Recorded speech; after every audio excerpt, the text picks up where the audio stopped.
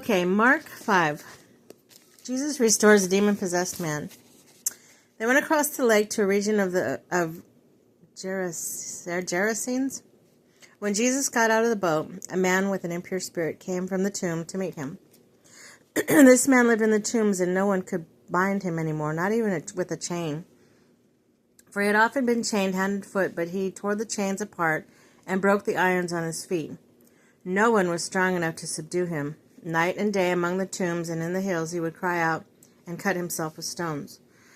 When he saw Jesus from the distance, he ran and fell on his knees in front of him. He shouted at the top of his voice, "What do you want with me, Jesus, Son of the Most High God? In God's name, don't torture me." For Jesus had said to him, "Come out of this man, you..."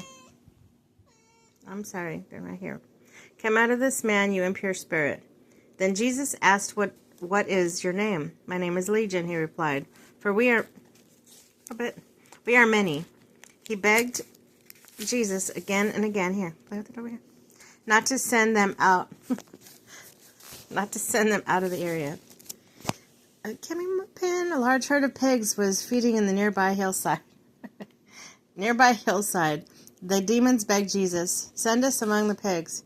Allow us to go into them." He gave them permission, and the impure spirits came out and went into the pigs. The herd, about 2,000 in number, rushed down the steep bank into the lake and were drowned. Those tending the pigs ran off and reported this in the town and countryside, and the people went out to see what had happened. When they came to Jesus, they saw the man who had been possessed by a legion of demons, sitting there dressed in his right mind, and they were afraid. Those who had seen it told the people what had happened to the demon-possessed man, and had told about the pigs as well. Then the people began to plead with Jesus to leave their region. As Jesus was getting into the boat, a man who had been demon-possessed begged to go with him. Jesus did not let him, but said, "Go home to your own people and tell them how much the Lord has done for you, and how he has had mercy on you." So the man went and began to tell the Decapolis how much Jesus had done for him, and all the people were amazed. Jesus raised a dead girl and heals a sick woman. When Jesus had again crossed over by boat to the other side of the lake, a large crowd gathered around him while he was by the lake. Then one of the synagogue leaders named Jairus came, and when he saw Jesus, he fell at his feet. He pleaded earnestly with him, "My little daughter is dying. Please come and put your hands on her so that she will be healed and live." So Jesus went with him. A large crowd followed and pressed around him, and a woman was there who had been subject to bleeding for 12 years. She had suffered a great deal under the care of many doctors and had spent all she had. Yet instead of getting better, she grew worse. When she heard about Jesus, she came up behind him in the crowd and touched his cloak, because she thought, "If I just touch his clothes, I will be healed." Immediately her bleeding stopped, and she felt in her body that she was freed from her suffering. At once Jesus realized that the power had gone out from him. He turned around in the crowd and asked, "Who touched my clothes?" "You see the people crowding against you," his disciples answered, "and yet you ask, 'Who touched me?'" But Jesus kept looking around to see who had done it.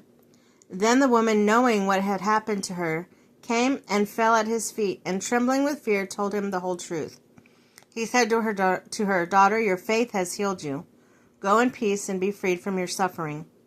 While Jesus was still speaking, some people came from the house of Jairus, the synagogue leader. "Your daughter is dead," they said. "Why bother the teacher any more?" Overhearing what they said, Jesus told him, "Don't be afraid, just believe." He did not let anyone follow him except Peter, James, John, and brother of James. When they came to the house of the synagogue leader, Jesus saw a commotion with people crying and wailing loudly. He went in and said to them, "Why all this commotion and wailing? The child is not dead, but asleep." They laughed at him. After he put them all out, he took the child's father and mother and disciples who were with him. He went in where the child was. He took her by the hand and said to her, "Talitha koum," which means, little girl, I say to you, get up. Immediately the girl stood up and began to walk around. She was 12 years old. At this they were completely astonished. He gave strict orders not to let anyone know about this, and told them to give her something to eat.